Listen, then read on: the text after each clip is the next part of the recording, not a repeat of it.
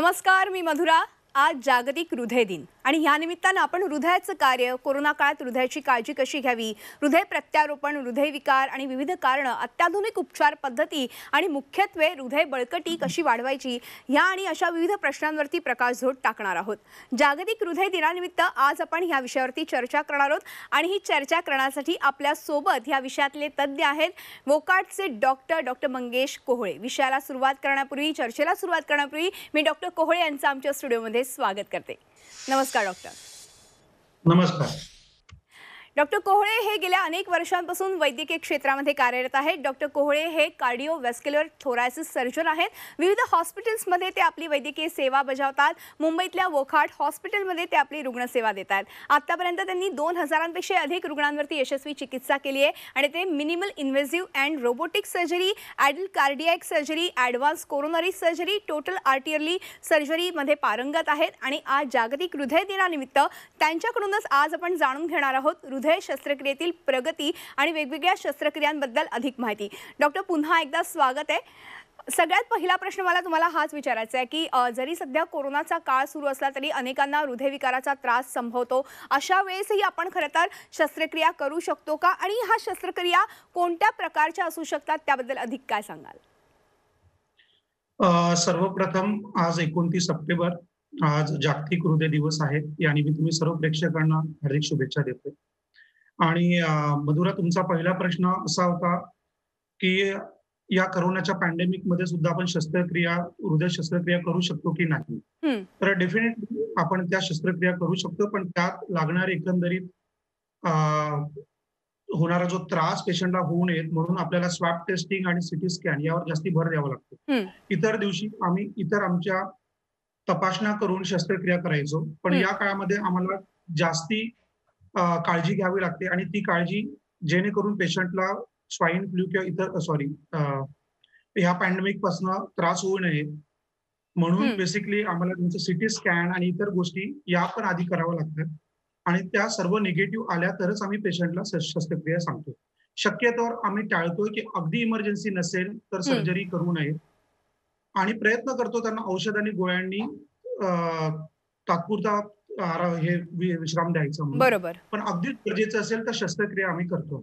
अगदी, अर्थातच म्हणजे तुम्ही म्हणालात तसं की इमर्जन्सी असेल तर शस्त्रक्रिया हा एकमेव उपाय असतो, कारण की हृदयविकाराच्या रुग्णांमध्ये अनेकदा असं होतं की हार्ट अटॅक येतो, तो सिव्हिअर प्रमाणात येतो आणि त्यावेळी आपल्याला शस्त्रक्रियेशिवाय दुसरा ऑप्शन अवेलेबल नसतो। या उपायांबद्दल मला तुमच्याकडून जाणून घ्यायचंय आणि काळानुसार ह्यामध्ये शस्त्रक्रियांमध्ये देखील बदल झाल्याचं पाहायला मिळतं, त्या बदलांबद्दल। बरं, डेफिनेटली जेव्हा हृदय शस्त्रक्रिया हा प्रकार पुढे येतोय तर त्या 2 ते 3 प्रकार असे आहेत। एक तर लहान मुलांमध्ये असलेले त्रास, त्यांच्यामध्ये जन्मतः असलेले व्यंग त्यासाठी केलेली शस्त्रक्रिया, किंवा तरुण आणि वयस्कांमध्ये त्यांना झालेले आजार यासाठी शस्त्रक्रिया। तर मेनली आज आपण तरुण आणि वयस्क यांच्यासाठी जे त्यांना झालेले आजार या शस्त्रक्रियेवर बोलूया। माझं एकंदरीत पारंगत त्यात आहोत मी। तर या शस्त्रक्रियामध्ये मेनली झडप असलेले आजार, परत हार्ट अटॅक आलेले पेशंट्स, तरच इतर हृदयाचे स्नायू यांचे आजार यावर मेनली शस्त्रक्रिया केली जाते। तर त्याला 2 ते 3 पार्ट मध्ये आपण डिवाइड करू शकतो। पहिले झडप असलेली त्रास म्हणजे व्हॅल्व्ह रिप्लेसमेंट, झडप ही पूर्णतः बदलणे। हार्ट अटॅक म्हणजे बायपास करणे किंवा एंजिओप्लास्टी करणे, किंवा स्नायू खराब झाले त्याला कार्डिओमायोपॅथी असं म्हणतात, त्यावर काही औषधं देऊन त्यात प्रयत्न करणे त्यांना बरं करण्याचा, आणि अगदी नाहीच झालं तर मग त्याच्यासाठी हृदय प्रत्यारोपण करणे। या पद्धतीचे याच्यावर ट्रीटमेंट्स आणि उपलब्धता आहे। पण महत्वाचं म्हटलं की कालांतराने आपण बघितलं की या शस्त्रक्रिया 15 ते 20 वर्षाआधी आपण हृदय शस्त्रक्रियेबद्दल विचार केला तर त्यावेळेसचे एकंदरीत यशस्वी पडणाऱ्या शस्त्रक्रिया आणि आज याचं प्रमाण प्रचंड वाढलेलं आहे। कालांतराने ज्या शस्त्रक्रिया आपण करायचो त्या शस्त्रक्रिया म्हणजे हृदयाला बंद पाडायचो आणि हृदयाचं आणि फुफ्फुसांचं काम एक मशीन, हार्ट लंग मशीन म्हणून करायची। तीच मागच्या 10 ते 15 वर्षात या सर्व गोष्टी बंद होऊन आपण चालत्या हृदयामध्ये काम करतोय, जेणेकरून त्याचे बरेच फायदे आहेत। मी एक छायाचित्र तुम्हाला दाखवू इच्छितो। अगदी डॉक्टर, आपण हे छायाचित्र पाहूयाच, पण त्यापूर्वी नेमकं हे फंक्शन कसं चालतं त्याबद्दल काय सांगाल? बरं, हे नेमकं फंक्शन असं चालतंय, की नवीन जी हृदय शस्त्रक्रिया आहे, याला बीटिंग हार्ट सर्जरी किंवा हं. चालू हृदयामध्ये असलेली शस्त्रक्रिया असं म्हणतात. बरं, यामध्ये हृदयाला बंद न पाडता चालू हृदयामध्ये बायपास करण्यात येतं. बरं. याचे बरेच फायदे आहेत. हं, पहिली गोष्ट सर्वात महत्त्वाचा फायदा म्हणजे जो रक्तस्राव इतर सर्व शस्त्रक्रियांमध्ये, हृदय शस्त्रक्रियांमध्ये जो जुन्या काळी, प्राचीन काळी लागायचा 7 ते हं, 8 बॉटल रक्त लागायचं. मग कालांतराने 3-4 बॉटल झाले. हं. ते आज अक्षरशः नसल्यासारखं आहे. बरं. ऑलमोस्ट 80 ते 90% आमचे पेशंट काहीही ब्लड ट्रान्सफ्युजन न घेता शस्त्रक्रिया करून यशस्वीरित्या घरी जातात. हं, दुसरी महत्त्वाची गोष्ट या शस्त्रक्रियेमागे म्हणजे रिकव्हरी हं. हा ही फार फास्ट असते.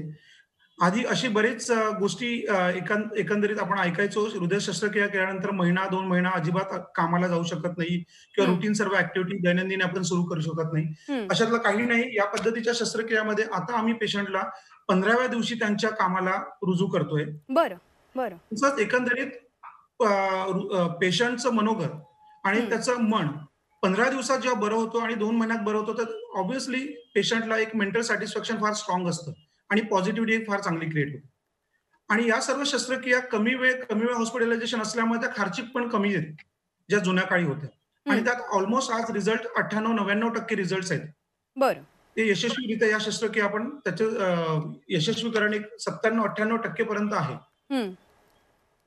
अगदी. म्हणजे सो यशस्वी शस्त्रक्रिया होतात कारण की काळानुरूप ह्याच्यामध्ये खूप सारे बदल झालेले आहेत आणि ॲडव्हान्स थेरपी जेव्हा ॲडव्हान्स टेक्नॉलॉजी येते तेव्हा नक्कीच ती यशस्वी होते. 100% गॅरंटी आपण देऊ शकतो ह्या सगळ्यामध्ये. मात्र पूर्वी असं होतं की हार्ट अटॅक आला तर थोडंसं घाबरायला व्हायचं, नातेवाईक घाबरून जायचे किंवा ती व्यक्ती जी होती ती पण घाबरून जायची. मात्र आता थोडंसं घाबरण्याचं प्रमाणही कमी झालेलं आहे. अनेकांना ह्या सगळ्या संदर्भात जनजागृती देखील होते आणि अर्थातच जागतिक हृदय दिनानिमित्त ह्या सगळ्या संदर्भातली माहिती आपण आपल्या सगळ्या लोकांपर्यंत पोहोचवत असतो, रुग्णांपर्यंत पोहोचवण्याचा प्रयत्न करत असतो. त्याविषयी मला जाणून घ्यायचंय. मधुरा, जसं तुम्ही विचारलं त्या पद्धतीने अगदी खरं आहे. मागच्या 10 वर्षात ज्या एकंदरीत घडामोडी झालेल्या आहेत, त्यामध्ये प्रत्येक गोष्ट आणि याबद्दलची माहिती लोकांपर्यंत पोहोचलेली आहे. हं, गावी हृदयाचे डॉक्टर्स अवेलेबल आहेत. तर बरीचदा आम्ही शहरांमध्ये आधी पेशंट्स जेव्हा किंवा रुग्ण आमच्याकडे यायचे, त्यावेळेला बरेच काही अर्धी माहिती असल्यामुळे त्यांना त्यांच्या लोकल लेव्हलवर काहीही ट्रीटमेंट मिळायची नाही. त्या बऱ्यापैकी मिळालेली असते. कारण जनजागृती झालेली आहे, हं, डॉक्टरांमध्ये जागृती त्याची वाढलेली आहे. तर सुरुवातीची जी त्याची प्रथमोपचार आहे तो फार चांगला केला जातो आणि त्याच्यानंतर मग आमच्यापर्यंत पेशंटला पोहोचवलं जातं. तर एकंदरीत लोकांना याबद्दल जी भीती होती ती थोडी कमी झालेली आहे आणि ती हं, व्हायला पाहिजे. कारण त्याबद्दलची औषधं आणि त्याबद्दलची तपासणी आणि ट्रीटमेंट हे गावोगावी अवेलेबल असतात. हं, तिथे मी धन्यवाद करेल परत त्या सर्व डॉक्टरांना जे ग्रामीण भागात काम करत आहेत. हं, कारण अगदी पटकन निदान करून ते सुरुवातीचा प्रथमोपचार देतात आणि आमच्याकडे पाठवतात. हं, तर अशा वेळेस पेशंटची मॉर्टिलिटी म्हणजे मरणाचा मृत्यूदर हा फार कमी असतो. हं. तर त्यांनी प्रथमोपचार दिल्यामुळे आमच्यापर्यंत पोहोचलेले पेशंटच्या आम्ही पुढे सक्सेस रेट किंवा रिकव्हरी रेट खूप चांगला देऊ शकतो. अगदी. अर्थातच ही जनजागृती तर आहेच, पण त्याचबरोबर ही ॲडव्हान्स टेक्नॉलॉजी आणि तुमच्यासारखे उत्तम असे खरं तर डॉक्टर्स, निष्णात असे डॉक्टर्स उपलब्ध असल्यामुळे ह्या शस्त्रक्रिया अतिशय सहजपणे होतात आणि त्या यशस्वी होतात. तो रुग्ण असतो तो देखील चांगल्या पद्धतीने पुढे जाऊन सर्व्हाइव्ह करू शकतो. ह्या सगळ्या गोष्टी आल्याच. मात्र ह्या सगळ्या हृदय शस्त्रक्रियेनंतर बऱ्याचदा असं होतं की खूप काळजी घ्यावी लागते. मग ती काळजी कशा पद्धतीने घ्यायची त्याबद्दल काय मार्गदर्शन कराल? डेफिनेटली काळजी दोन्ही आणि 3 पद्धतीची मला सांगता येणार. पहिली गोष्ट म्हणजे प्रिव्हेन्शन. कुठलीही हं, रोग होऊ नये याबद्दलची काळजी घ्यायला पाहिजे ती सर्वात महत्त्वाची असते. हं, तर त्या प्रिव्हेन्शनमध्ये पहिली गोष्ट की तुम्हाला स्वतःची काळजी घेणं. त्या हं, काळजीमध्ये 2 ते 3 गोष्टी फार महत्त्वाच्या आहेत, ज्याला आपण लाईफस्टाईल मॉडिफिकेशन म्हणतोय. हं, म्हणजे तुमचं खानपान, तुमच्या वाईट सवयी, मद्यपान, टोबॅको या सर्व गोष्टी न करणे, हं, धूम्रपान न करणे. त्याच्यानंतर तुमच्या खाण्यापिण्यामध्ये स्निग्ध पदार्थ कमीत कमी घेणे, तळलेले पदार्थ कमीत कमी घेणे, रॉ मटेरियल जास्ती खाणे म्हणजे फ्रुट्स आणि इतर कुठले कंदमुळं या पद्धतीच्या हं, गोष्टी. तसंच फार कार्बोहायड्रेट हाय असलेल्या गोष्टी न खाणे म्हणजे खूप जास्ती राईस, इतर सर्व गोष्टी. हं, मधुमेह असले त्याला वारंवार नियंत्रण म्हणजे मधुमेहाचं सांगायचंच म्हटलं तर मधुमेह आज 50% लोकांना असेल तरी सुद्धा माहिती नसेल. तर हं. वारंवार तपासणी करणे. बरोबर. तसेच नियमित व्यायाम हं, आणि स्ट्रेस फ्री लाईफ असण्यासाठी हं, केलेला उपचार म्हणजे योगा, प्राणायाम या सर्व गोष्टी. हं, तसेच काही लोक ज्यांना फॅमिली स्ट्रॉंग हिस्ट्री आहे, हं. त्यांना जेनेटिकली या गोष्टींचा त्यांच्या फॅमिलीमध्ये त्रास आहे, अशा लोकांना वारंवार तपासणी करणे. ही तपासणी बरोबर. आधी 40 ते 45 वयानंतर करावी असं सर्वांचं म्हणणं होतं. हं, पण एकंदरीत आज ज्या पद्धतीने आपण हार्ट अटॅकचे प्रमाण बघतोय, अ, कारण एकंदरीत आपली जी जीवनमान झालंय ते फार बरोबर. स्ट्रेसफुल झालेलं आहे. त्याच्यामुळे ही तपासणी 30 नंतर किंवा 35 नंतर या आवर्जून करणे, हे मी नेहमी माझ्या पेशंट लोकांना सांगत असतो. हं, हं. नेमकं म्हणजे या गोष्टीला विसर न पडावा म्हणून तुमच्या वाढदिवसाच्या दिवशी ही तपासणी करून स्वतःला हेल्दी ठेवणे हा सर्वात खरं मोठा मंत्र यामागे आहे. अगदी. तसेच एकदा पेशंटचं मात्र निदान झालं, मग त्यावर हं, ट्रीटमेंट ही लगेच घेणे. कारण आज ट्रीटमेंट दारोदारी अवेलेबल आहे. हं. बऱ्यापैकी चांगल्या गोष्टी आणि ॲडव्हान्स गोष्टी आपल्याकडे अवेलेबल आहेत. बरोबर आहे. त्यावर ECG, echo, angiography, angioplasty, bypass surgeries, हं, आज अगदी छोट्या टाक्यांच्या बायपास सर्जरीज, छोट्या टाक्यांच्या सर्जरीज या सर्व अवेलेबल आहेत. हं. तर याचा याचा फायदा लवकरात लवकर घेणं हे फार महत्वाचं आहे. बरोबर, बरोबर. म्हणजे अशा पद्धतीने काळजी ही हृदयविकार झाल्यानंतरही घेणं आवश्यक आहे आणि हृदयविकार होऊ नये ह्याच्यासाठी देखील काळजी घेणं आवश्यक आहे. डॉक्टर, खूप छान माहिती खरं तर ह्या निमित्ताने तुम्ही दिलेली आहे. मात्र आता तुम्ही म्हणालात मगाशी तसं की ॲडव्हान्स टेक्नॉलॉजी आलेल्या आहेत, खूप चांगल्या पद्धतीने शस्त्रक्रिया होतात आणि मिनिमल इन्व्हिजिबल म्हणजेच कमी अगदी टाक्यांची शस्त्रक्रिया देखील आजकाल हृदयासाठी केली जाते. म्हणजे ओपन हार्ट सर्जरी पूर्वी खूप मोठ्या प्रमाणात व्हायची, मात्र आता अगदी कमीत कमी टाके खरं तर देऊन ही शस्त्रक्रिया केली जाते. त्याचा नेमकं रुग्णांना कसा फायदा होतो? अ, फार छान प्रश्न आहे. अ, कालांतराने जी हृदय शस्त्रक्रिया व्हायची, ती आपल्या छातीचा हाड ब्रेक करून आम्ही आतमध्ये जायचो आणि त्याला कमीत कमी 20 ते 25 सेंटीमीटरचे एवढे टाके लागायचे. आणि ही शस्त्रक्रिया ओपन हार्ट सर्जरी म्हणून किंवा म्हणून फेमस होती. कालांतराने जी आता नवीन सर्जरी झाल्या त्याला आम्ही सूक्ष्म शस्त्रक्रिया म्हणू किंवा छोट्या सर्जरीज, ज्याला आम्ही इंग्लिशमध्ये मिनिमल इन्व्हेसिव्ह कार्डियाक सर्जरी म्हणतो. म्हणजे अगदी छोट्या टाके देऊन, या टाक्याने 6 ते 7 सेंटीमीटरचे टाके देतात. हं, त्यामध्ये कुठलेही बोन हे ब्रेक करायची गरज नाही, कुठलेही हाड हे तोडायची गरज नाही. अशा हं, शस्त्रक्रिया 2 बरगडीच्या मध्ये जाऊन आपल्याला संपूर्ण पद्धतीने व्यवस्थित करता येतात. हं, 100% लोकांमध्ये अशा शस्त्रक्रिया पॉसिबल नाहीये. कारण याच्यामध्ये बरेच गोष्टी लक्षात ठेवाव्या लागतात. आजार कुठल्या प्रकारचा आहे, वय किती आहे, पेशंट हं, किती ओबेज आहेत, स्थूल आहेत, किती अ, इतर सर्व गोष्टी त्यांचं डायबिटीज कसा आहे हं, आणि एकंदरीत या शस्त्रक्रिया करत असताना हे फार महत्वाचं आहे, की मेन मुद्दा इथे ही शस्त्रक्रिया यशस्वी करणं, ती हं, कुठल्या रीतीने करणं हा दुसरा मुद्दा आहे. हं, पण तेच रिझल्ट्स किंवा तोच यशस्वी शस्त्रक्रिया आपण छोट्या सर्जरीने करू शकत असेल, हं, तर त्यापेक्षा खरंच चांगलं नाहीये रुग्णांसाठी. यामुळे फायदा असा होतोय, की आज आम्ही व्हॅल्व्ह रिप्लेसमेंट, झडप प्रत्यारोपण करतो आहे, परत बायपास सर्जरीज करतो. ऑलमोस्ट 20 ते 25% लोकांमध्ये अशा छोट्या शस्त्रक्रिया करतोय. हं, त्यामध्ये कुठल्याही प्रकारचं हार्ड ब्रेक न केल्यामुळे पेशंटला पूर्वरत जाण्यासाठी जो आधी 20-25 दिवसाचा, 1 महिन्याचा कालावधी लागायचा आणि बीटिंग हार्टमुळे 15 दिवसाचा, तो आता 3 ते 5 दिवसावर आलेला आहे. अशा पद्धतीने पेशंटला आम्ही 1 दिवस आयसीयू आणि 2 दिवस वॉर्डमध्ये ठेवून 3ऱ्या ते 4थ्या दिवशी घरी पाठवतो आणि 7व्या दिवशी त्याला कामावर रुजू व्हायला लावतो. हं, सो अशा शस्त्रक्रियेमध्ये अजून एक फायदा असा आहे, की अशा शस्त्रक्रिया इकॉनॉमिकली म्हणजे आर्थिकदृष्ट्या पण कमी आहेत, कारण हॉस्पिटल स्टे कमी आहे. हं. पेशंटला त्यांचा कॉन्फिडन्स वाढवण्यासाठी या शस्त्रक्रिया फार चांगल्या आहेत. तेच काम जर अगदी 25 सेंटीमीटर इन्सिजननी किंवा 25 सेंटीमीटरच्या टाक्यांनी 6 सेंटीमीटरमध्ये होत असेल, तर त्यापेक्षा खरंच चांगली बाब नाहीये. हं.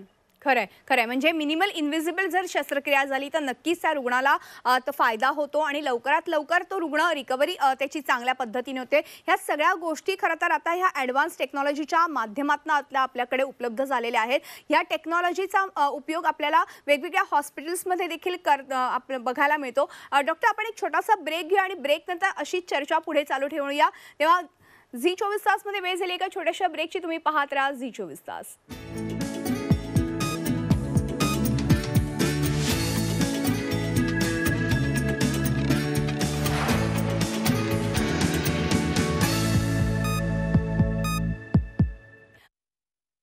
हृदय दिनाच्या निमित्तानं आम्ही विशेष कार्यक्रम हा आयोजित केलेला आहे आणि त्या कार्यक्रमात तुमचं पुन्हा एकदा स्वागत। आणि आज आपण खरं तर चर्चा करतोय हृदयविकाराविषयी, एकूणच काय काय प्रगती नेमकी झालेली आहे या सगळ्या शस्त्रक्रियांबद्दल। आणि आपल्याला ह्याविषयी मार्गदर्शन करतात वोकाडचे डॉक्टर मंगेश कोहळे। आपण पुन्हा एकदा चर्चेला सुरुवात करूया।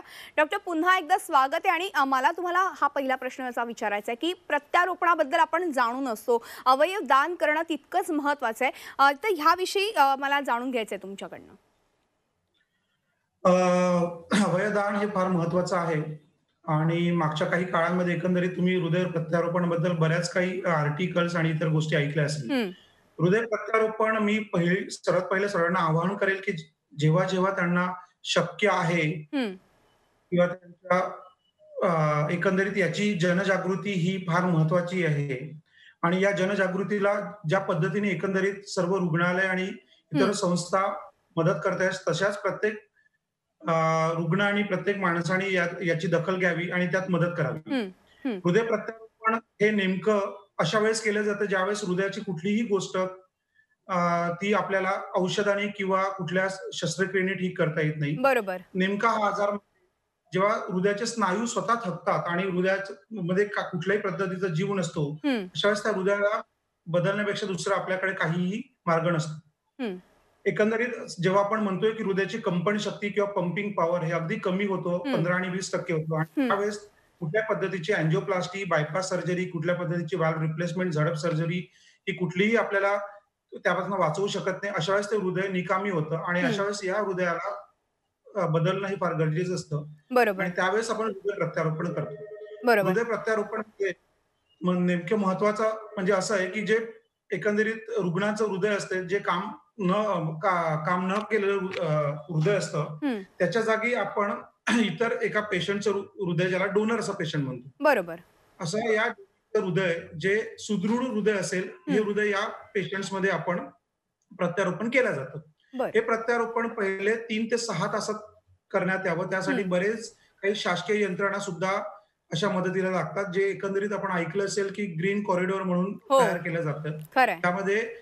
ज्यामध्ये एअर अँब्युलन्सनी हृदय कुठल्या एका दुसऱ्या शहरातून दुसऱ्या शहरात ट्रान्सफर केलं जाते आणि ही शस्त्रक्रिया मात्र 6 तासाच्या आतमध्ये झालेली पाहिजे। आणि अशा वेळेस असेल तर हे हृदय दुसऱ्या डोनर पेशंटचं जेव्हा रेसिपिएंट पेशंट मध्ये आपण घेतोय, तर तेव्हा परत रेसिपिएंट पेशंटला नवीन हृदय मिळाल्यामुळे त्याची परत हृदयाची कंपन शक्ती आणि हृदयाचा एकंदरीत रिदम सुरू होतो। आणि असे पेशंट्स आज मागच्या 4 वर्षापासून मुंबई व इतर भारत देशात अशा पद्धतीचे पेशंट्सचे इन्क्वायरीज बऱ्याच वाढलेल्या आहेत आणि बऱ्याच सक्सेसफुल सर्जरीज हृदय प्रत्यारोपणाच्या झालेल्या आहेत। हृदय प्रत्यारोपणामध्ये ज्या पद्धतीने रेसिपिएंट आणि डोनर हे चांगले निवडले गेले, तर 60 ते 70% त्याची यशस्वीरित्या ही शस्त्रक्रिया पार पडू शकते आणि पेशंटला पुढचे 15 ते 20 वर्ष सुद्धा लाईफ छान मिळू शकते। क्या बात आहे। म्हणजे हृदय प्रत्यारोपण हे कितपत महत्त्वाचं आहे आणि अवयवदान कितपत महत्त्वाचं आहे हे देखील खरं तर आजच्या या जागतिक हृदय दिनानिमित्तानं आपण आता सांगितलेलं आहे। डॉक्टर, अजून एक महत्त्वाचा प्रश्न तो म्हणजे बऱ्याचदा पेशंट असतात ते अँजिओप्लास्टी किंवा अँजिओग्राफीमध्ये थोडेसे संभ्रमात असतात, अगदी त्याबद्दल थोडक्यात काय सांगाल? आणि या कोरोनाच्या काळातही आपण शस्त्रक्रिया करू शकतो का? ती कितपत सुरक्षित आहे? अगदी थोडक्यात काय सांगाल? हा संभ्रम सर्वांनाच आहे की एकंदरीत अँजिओप्लास्टी करावी की बायपास करावा। आम्हाला एका डॉक्टरांनी अँजिओप्लास्टी सांगितली आणि एका डॉक्टरांनी आम्हाला बायपास सांगितलंय। नेमकं याचं सर्वात चांगलं डिसिजन तुम्हाला ट्रीटिंग डॉक्टर देऊ शकतोय, ज्या डॉक्टरांकडे तुम्ही कन्सल्ट करताय देऊ शकताय।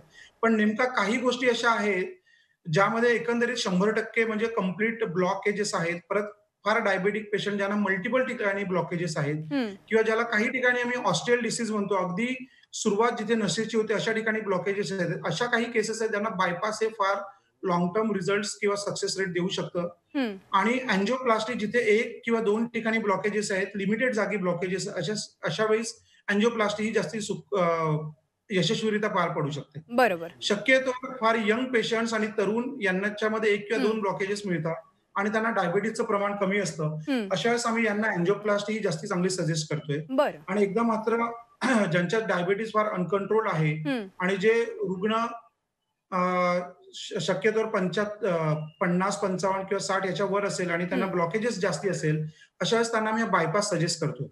हे सजेशन जे असेल बायपास असो किंवा अँजिओप्लास्टी असो, हं. हे एकंदरीत प्रत्येक पेशंटवर त्याला असलेला विकार बरोबर यावरच आहे. अवलंबून असतं. बरोबर आहे. त्याच्या सिव्हिअरनेसवरती खरं तर सगळं अवलंबून असतं. डॉक्टर, एक शेवटचा आणि महत्त्वाचा प्रश्न, तो म्हणजे आत्ता आपण बघतोय की हा कोरोनाचा काळ सुरू आहे आणि या कोरोना काळात हृदयावरती सगळ्यात जास्त इफेक्ट होतो असं ऐकून आहोत. तर साधारणतः कितपत परिणाम होतो या सगळ्याचा? अगदी थोडक्यात काय सांगाल? हो.